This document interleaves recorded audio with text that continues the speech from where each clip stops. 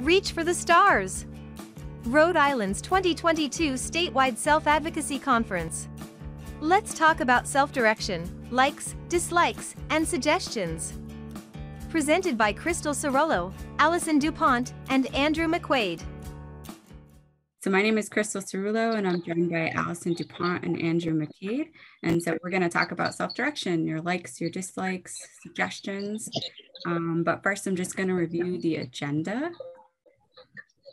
So I'm briefly just going to give an introduction about who we are and some background information. And then we're going to have these two questions, which will come up when we talk about them, just to kind of help prompt talking about self-directed, what you like, what you don't. We just ask everyone to be mindful of affording others the opportunity to share their input. And you can always feel free to utilize the chat as well if you don't feel comfortable unmuting or raising your hand to talk. That's fine as well. And so for the introduction, as I said, my name is Crystal Cerullo, and I'm joined with Andrew McQuaid. We're both from the Sherlock Center. Paul V. Sherlock Center is Rhode Island's University Center for Excellence in Developmental Disabilities, or for short, it's called the UCED. And all states have at least one UCED. We provide training and technical assistance, research and information to people with disabilities, their families, and those who support them, and offer a variety of programs across the age span. And also with me, as I mentioned, is Allison DuPont, and she's actually a user of Self-Directed, joining me as well. And then I wanted to just briefly talk about the NCAPS project. And so NCAPS is a national center advancing person-centered practices and systems. So Rhode Island decided to form a team. We're called Road to Self-Direction. That's our team name. That's on the PowerPoint. And it's a 17-month learning collaboration where we meet with other teams from across the country. And the whole purpose of the project is to improve self-directed services in Rhode Island. So we'll talk a little more about that after, but I just wanted to kind of introduce it.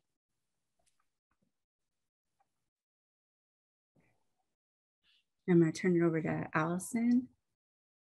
So in 2014, the U.S. Department of Justice found that Rhode Island was violating ADA, the Americans with Disabilities Act, because they weren't providing services to people with disabilities in integrated settings, like in their home and community. So as a result, the state and the Department of Justice reached an agreement called a consent decree, where the state committed to transforming and improving the whole service system by the year 2024. The ultimate goal of the consent decree is to provide integrated employment and day activities to people, to Rhode Islanders with developmental disabilities. And then more recently, the states had some trouble meeting the goals that they were supposed to meet in that agreement. So more recently in 2021, Rhode Island agreed to an action plan that laid out clearer steps for how to meet the terms of the consent decree. So as I mentioned earlier, there was a transformation fund as part of the action plan that the state created to meet the guidelines of the consent decree. So from this fund, there was $2 million that were set aside specifically to be utilized for those who self-direct. And the money is supposed to be used to create a pool of substitute staff and a regional service advisement model. So we don't know exactly what that's going to look like, but broadly speaking, the service advisement can assist individuals to use their self-direct funds for services that are consistent with their needs, wants, and individual circumstances. And so basically the fund is overseen by the state of Rhode Island, who is monitored by the federal court monitor, Dr. Anthony Antash. And so I just wanted to share a little bit more about the NCAPS project that I mentioned before. So each team is built of professionals and people with lived experience. So that basically means people who use self-directed, like yourself, or family members. Our team and all of the others are all made up with, same thing, professionals and people that use the services. And our goal is to expand and improve self-direction by working collaboratively within our state and with other states to share the information, strategies, and outcome. And so our main team, our focus is on assisting in shaping the use of that transformation fund, those are the $2 million, in a way that it'll work for you guys that are using it, and to provide informed feedback from those who participate in self-direction. So we're collecting information from stakeholders and from people that use it to help the state understand what services and features are needed for improvement. So this is why we wanted to talk to you guys and get as much input as possible.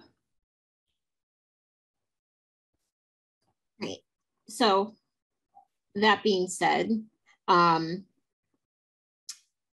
first question that we have for those of you who are using self-direction would be, what support do you need to make your services work better for you? Is there anything you can think of specifically that would help self-direction work better for you? Feel free to raise your hands or put just speak up or put something in the chat if you prefer. I think Joe has his hand up. If you want to unmute, you can unmute. Dennis, you got a question? Like the action thing, like staff report the action, like the staff helping stuff, right? Like staff, right? The staff that has to be developed, is that what you're talking about? Yeah. Yep. So that's supposed to be one of the things they're going to use the money for, is to develop a pool of staff, because they know that a lot of people are having issues with having enough staff to support them. Is that something you have an issue with? So like Jenny works with me a lot too. Like Jenny Diaz? Yeah. Same Jenny Diaz that I tried to go away last year when on way was wallop in the area.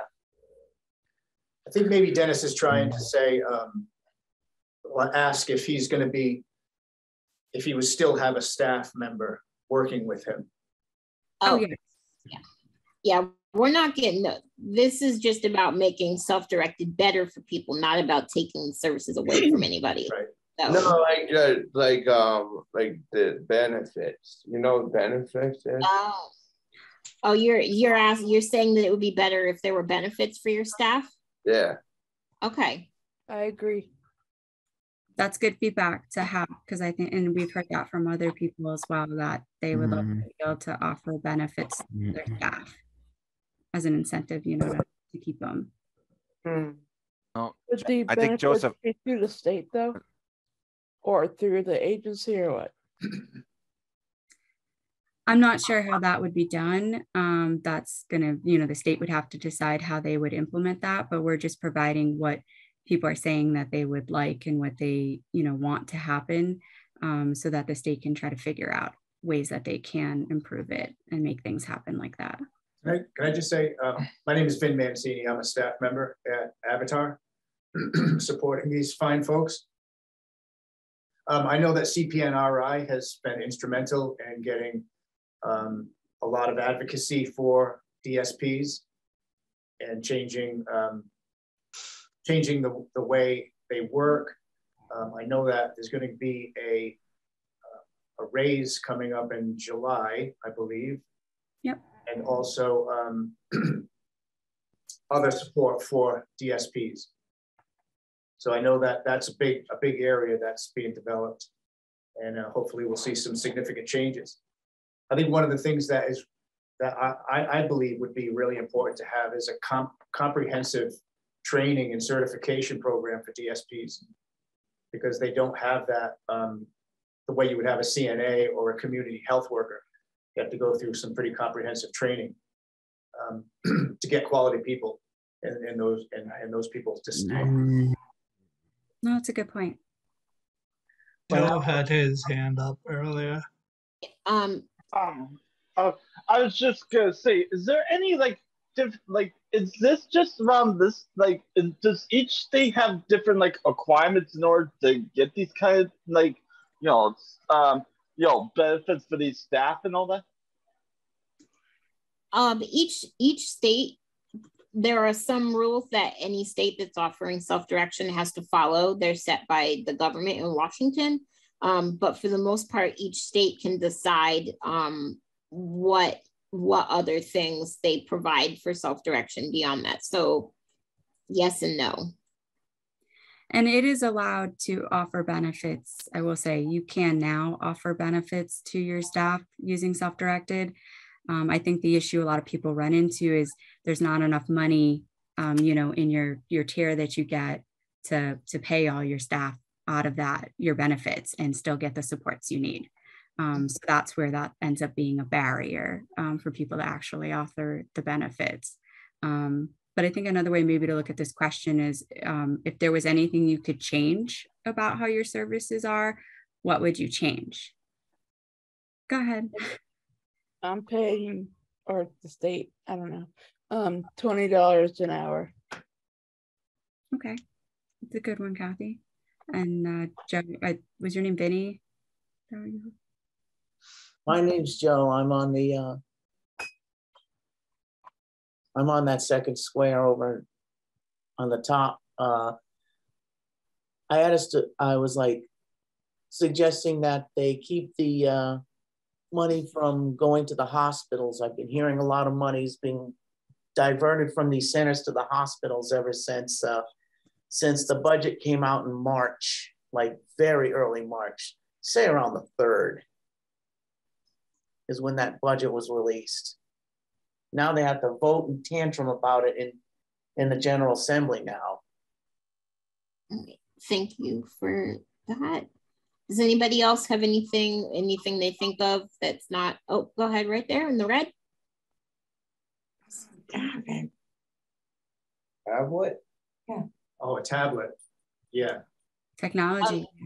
Yep, technology. So there's actually a program that can help you access technology. Did you know about that? Yeah, that was mentioned yesterday. Okay, so maybe, it would also help for more information to be out about that there are ways for you to get that. Would that be helpful? Yeah. Yeah. Okay, let's see. Anyone else have thoughts about things that would, if they could change about their self-directed, that would make it better? Andrew? I would think that maybe having more incentives for staff to stay besides money, even though that probably is the #1 thing that most staff are concerned about when it comes to sticking around. Okay. Do you have any ideas about what incentives would be, or you just think, more incentives and you're not sure someone would need to? Well, I think it was something that needs to be explored, that some brainstorming needs to be done to decide what those could possibly be. Okay, I mean, it's never a good idea to put all your eggs in one basket, especially when you're trying to retain staff this day and age, because there aren't a whole lot of those staying around. That's a good point. Mark, I saw your hand up. Yeah, I think it's much better to, keep staffs on board, get them to support people, ask them if they need any help, like doctor's appointments, anything that anybody needs, mail to look at if you don't understand what it is, you can't read it. Ask them, about how you feel about your stuff that you have, so you don't feel uncomfortable having people like staff asking questions. Just try to, have them to be aware of that, because it's not part of that. It's supposed to be part of a different way of trying to say, okay, this is what perspectives supposed to do, and the other perspectives is not what they're supposed to do. So I think it's much better if they change how the client feels and how their rules are. You know, try to follow the rules that their boss or anybody else gives them, because that will make them feel better. You know what I mean? The clients will feel better because it's good. You know what I mean? Go to the back. We don't, you know, suffer and get into a we can't have staffs anymore because that person's doing stuff. You know. Are you there? Yeah. Yep. Thank you for that. So basically, you know what I mean? It makes a whole lot of sense of trying to get staffs to understand what we need, how we feel, you know. It's our lives, it's our room and our living and stuff, our belongings. We just gotta tell them how we feel. You know what I mean? So you think what sounds like you're saying is you would like their staff to have someone that they can go to that can help explain to them kind of what their role is working with you and help them with like extra training job? Yeah, like try to listen to the clients, how they feel. If they don't want to feel like they don't want to talk about it or don't want to share or have staffs get into personal things, then they have to listen and understand, okay, this is a job that requires you, you know, give it to you. So I think it's much better to just do the job, ask if they need any help, but stop and think. Do I ask that personal question, or I don't ask that question? Because that will, you know what I mean? Because just because a client will not feel safe or feel better with the staff keep doing it. That's why we change staffs to see how other staffs react or listen to the clients. Okay. Yeah, it's definitely important that staff respect you and your boundaries. I think also kind of like more individualized training, like because each person that you work with is different and their needs are different and what they want might be different from people. Yes. Yeah, and try to get us to, you know, be heard in what we want instead of having what they want. Ask them questions, like asking us questions, why you have this, why you have that. That gives us like embarrassment and upsetting because we don't go into their lives or their rooms in their cars or something, because it's a different way of saying, okay, this is a job, not that kind of job. You know what I mean? Yeah. Like, no, I get what you're saying. This is what you're supposed to do, but not the job that you think that's what you're supposed to do, and it's not how it works. So we have to change that. You know what I mean? The mindset. Yep. Yeah. I think Kelly, you have your hand raised.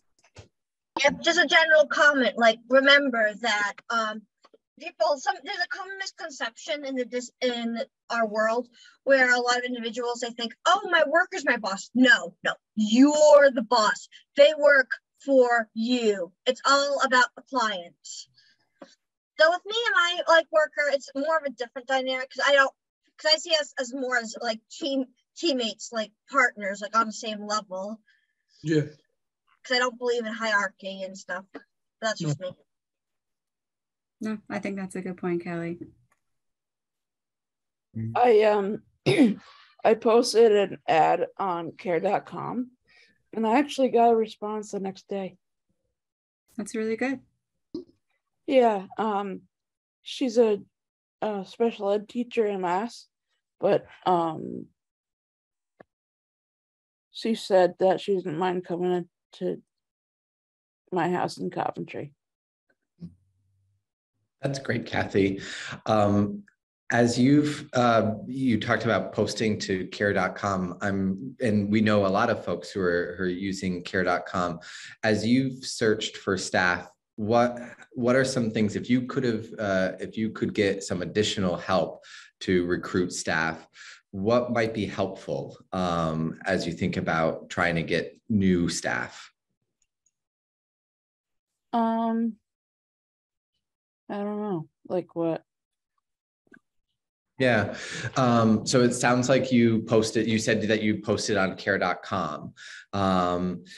Do you, let's say there's a bunch of different job boards that folks use to post jobs. Did you, have you used other job boards when searching for staff? No, one person I had, but her husband's having health problems, but she used to work at Trudeau, so I knew her. Yep. And then the other person, other than Sue Babin, hooked me up with Karen, which is from the her photography group that's helping me with photography. Cool. And Lightroom and stuff. And that's how I got two of them, but I've only posted once. And that was pretty cool that that girl responded the next day. That was cool. That's awesome. Thank you for sharing that, Karen. So is there anyone that's had challenges with getting staff? I kind of do, actually, because I'm in a wheelchair and the frame is 45 pounds. So you need, particular staff that can handle lifting and moving and stuff. And yeah. And apparently Coventry is very far from Warwick. We're the smallest state, but everything's very far away. Yeah, apparently. I'm on the Situate line, so you're way there. A half hour for anything. Nope. 15 minutes. I don't know.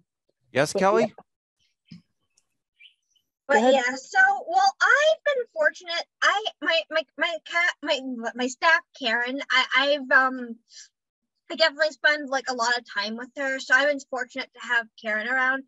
But it's just a matter of getting other staff, like people who can do weekends, like people who are closer to my age, because a lot of people are busy. And for some people, for some staff, being a direct support worker or self-directed worker is a stepping stone job, which is a helpful job, but then it's a job before they go to another bigger job. So sometimes that can be hard, because sometimes I want to find like a staff that's a bit younger and closer to my age, No offense to Karen. We love, in this house, we love and support Karen Cohan. But Kelly, I appreciate you sharing that, because we've heard that from other folks too, that, how in self-directed services can you maybe make a career? And so you're right that for many people, the direct support professional role might be exactly as you said, a stepping stone to another job. But in self-directed services, you might not have another job that you're able to offer unless you have a coordinator type position within your self-directed services. So how do we support DSPs to be able to see themselves as having a career within this work? I think that's a really, really helpful point. I mean, I think you were reflecting on also like turnover of staff, because people move on, you're going to lose them and then you got to find new ones. Anybody else have any hard times with trying to find staff or keeping staff? Oh, Joe? I want to go certain places and I can't get to them because not on the family schedule.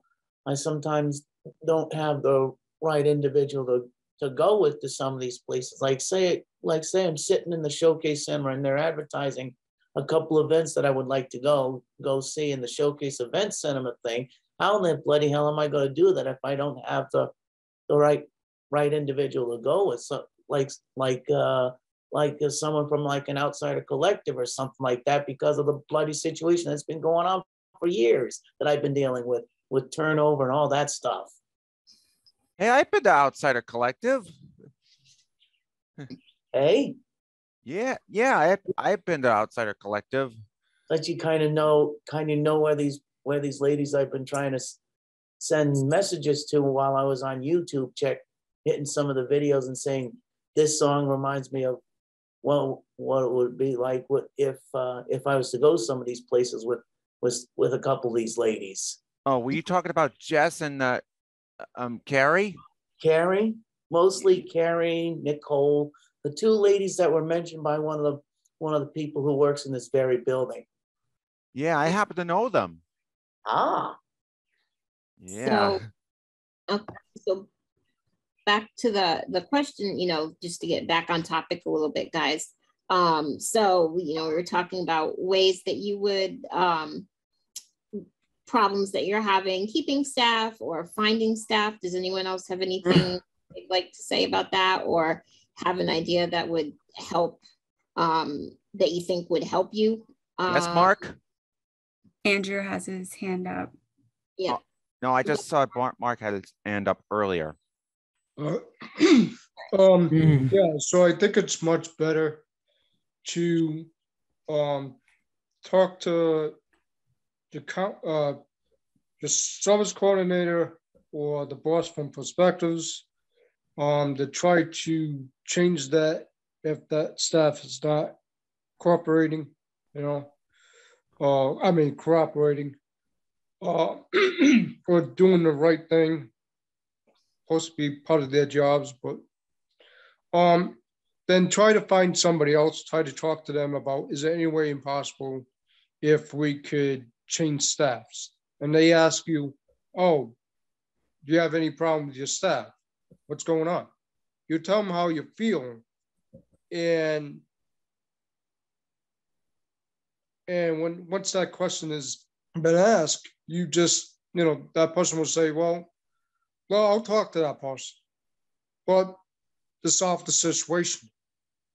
And it's much better to, not struggle by the stuff that's irritating you or get into your personal business or your lives or accusing or whatever. I think it's much better to change that to a new level, because, you know what I mean? Yeah. So I think, Mark, I think you may be using a provider agency. So yes, if you are using a provider agency, you can go to your service coordinator and tell them you're not happy with your staff, and they'll help you find another one. But if you're using self-directed services, it's actually on the individual. But this one here is definitely a higher hearing program. I don't have problems with the new staffs I have now. I had problems with the old staffs before.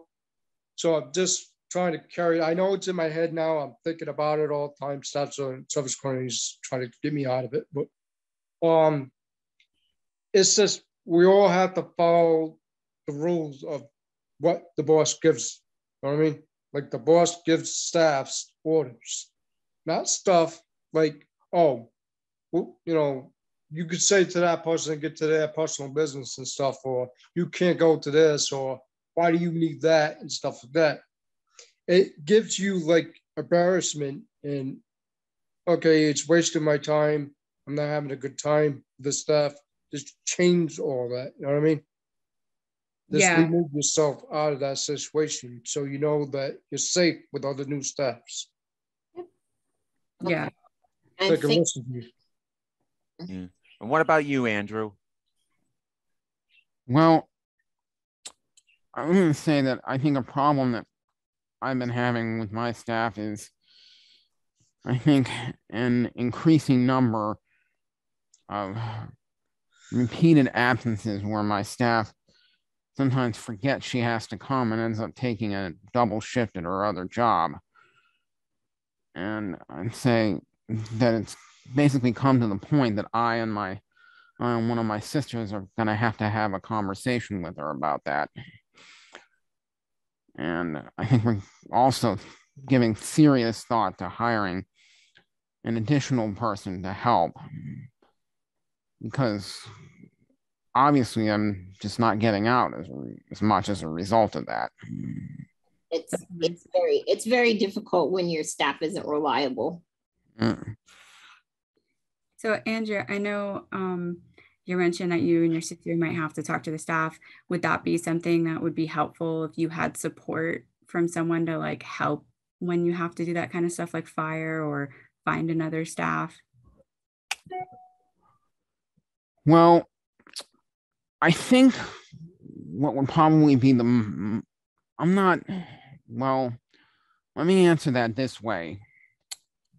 I don't think that in my case specifically, that having to look for new staff or having to tell the other staff that their performance isn't what we think it should be is a huge problem for us, because I say that both my sisters are professionals who have many years experience and can easily talk to somebody if they have to like this. And I know that if I was ever put into a position of having to talk to the staff on my own, that they would have my back if I needed it in some way, shape, or form. So I'm not overly concerned about that.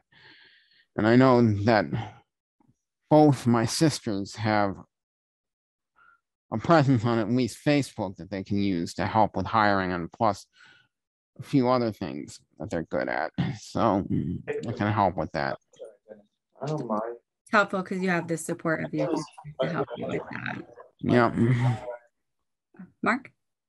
Is there any way I post to, because Deb was trying to help me switch, like trying to help me get onto the classes. I just skipped the other class by accident because I told them I'll be back, and Deb just transferred me to this this class here. Is there any way possible if I could change the class I'm supposed to be on, because that's what I wanted to get on? Which session did you want to be in? Did you want to be in the supported decision making, or? I think it was decision making, something like you that. want to be in decision making? Yeah, Mark, I can move you to that room. Okay. Oh, okay. Thank you, Andrew. All right, thank you very much. And you're welcome, Mark. No problem. Thank you for your feedback. Does anybody else have any likes or dislikes about how self-directed services are going for you? I like that I don't have to wait for, I guess, the agency to find staff. That's a good point. Yeah, you like having that control.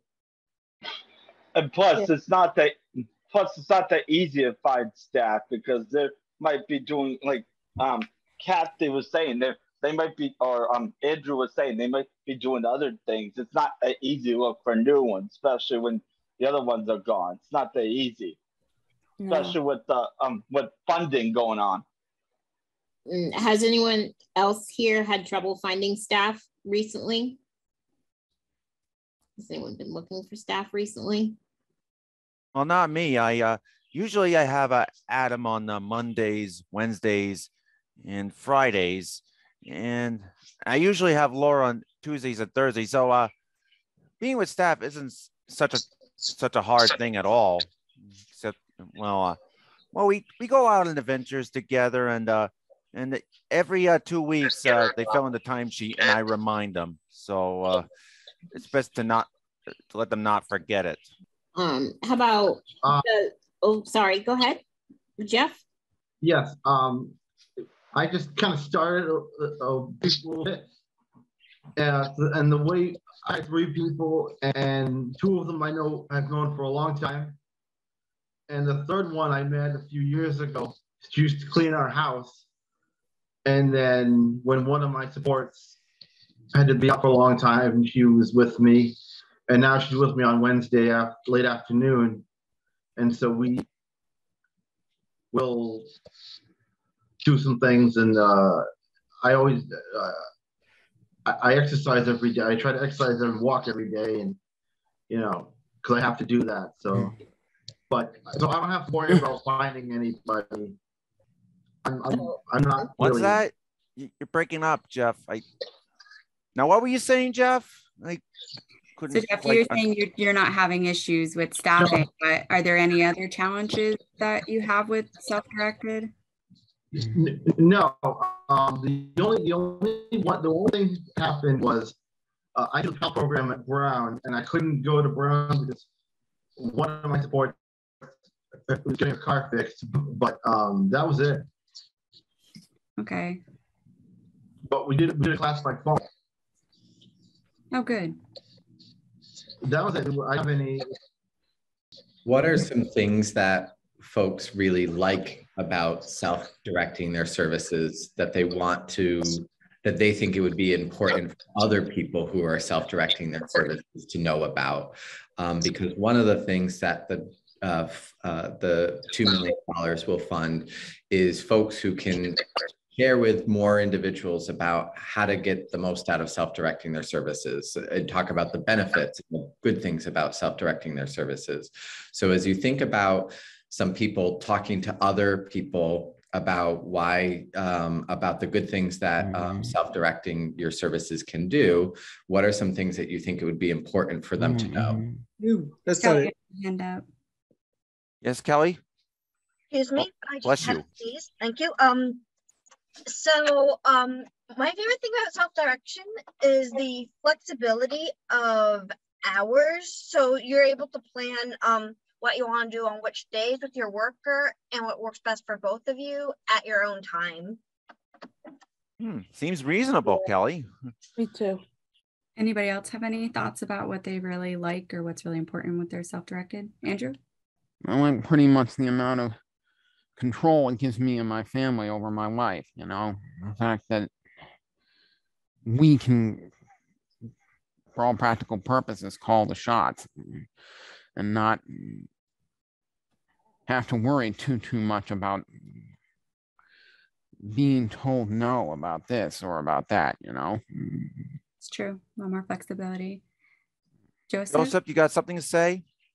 Yeah, I was gonna say, yeah, also like try to like change, like if you're out or something, try to like, if you can't do it one day, try to switch it to a thing. That way, like try to like balance like, your days. Like if you're working one thing and you have staff on the, try and like switch to a day that you're not like, that you can't make. Like if you can't make it for that day on, like if you're working one day, try and switch to another day. That way you'll be able to do, that way if it works out, then it makes it easier, so that way you can do your job and also make do your other things with your staff another day.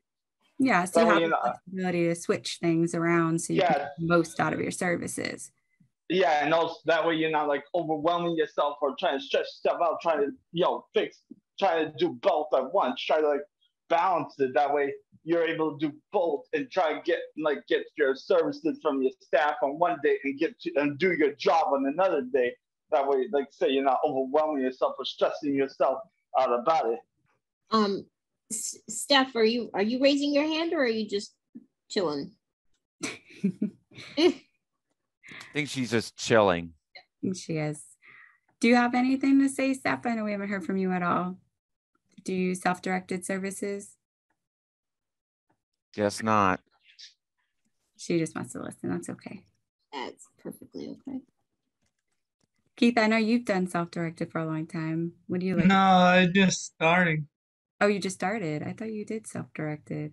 No. No. What do you think about it so far?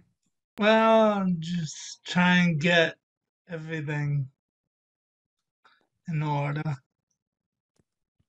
Okay. We just talked to Deanne and going from there right now. It's a good resource. So is there anything that people don't like about self-directed so far, or are they finding challenging? To me, it's the hard part is, when I'm with my staff, is that, like when I got stuff going on, they don't let me know what's going on ahead of time, because I'm always, like I get there's changing, but the problem is it's just too hard for me to adapt to it, because I'm, it's like they don't let me know what's going on ahead of time. Like if there's a meeting I gotta do and thing I can't make it, they always they wait until the last minute to tell me like what is going on. So that's the only challenge that I have, things like they don't give me this stuff ahead of time. They always wait until the last minute. Like it gets too confusing for me. No, that makes sense. Joe? I'm muted here. Nope, you're unmuted. You're unmuted. I have concerns about people not showing up because I've had experiences with that in last couple of decades with individuals who work at Cove Center. The person I live with has asked them to do a respite and they have not, and they never showed up, and they said, oh, I'm moving. Bull crap, they're not moving. It's because you wanted to live with a female that doesn't even have any jurisdiction over what the hell's going on.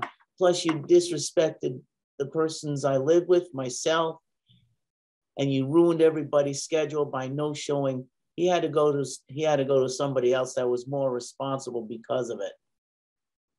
Well, my twin sister Sarah goes to Cove. Yeah? Yeah.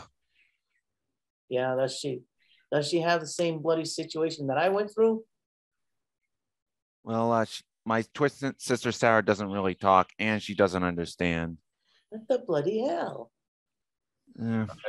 Please watch your language. Watch your language, buddy. All right. Because what the bloody hell? Hey. Karen, I know you're Kelly's support staff, but do you have anything that you find challenging with self-directed? Well, sometimes the flexibility can work both ways. It's sometimes wonderful, but also it can be challenging to feel as if my schedule is as full as it needs to be if you're shifting around. But you know, I don't want to complain because I love working with Kelly, but I think this